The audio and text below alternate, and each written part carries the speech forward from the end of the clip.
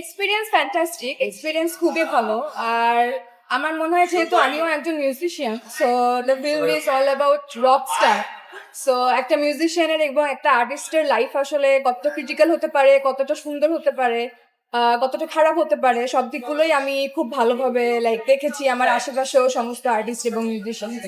So আমি relate করতে পেরেছি বলেই আমি এই কাজটা করেছি। এবং খুব ছোট একটা চরিত্র আমার এখানে, রুশো আমাকে একটা ছোট চরিত্র দিয়েছে, বাট চরিত্রটাই আমার কাছে অনেক ইউনিক লেগেছে। সো ভালো লেগেছে বলেই আমি আসলে এই কাজটা করেছি। এবং আমার অবশ্যই সাকিব খান আছেন, মেগাস্টার আছেন আমাদের এটার সাথে, এবং এটা তো অবশ্যই একটা প্লাস। যেহেতু আপনি বাংলাদেশের সিনেমা বরাবর প্রশংসা পাচ্ছেন, আপনার ওই বাংলাদেশ সিনেমা করার পর থেকে বাংলাদেশের চারবার আপনার সহযোগীদের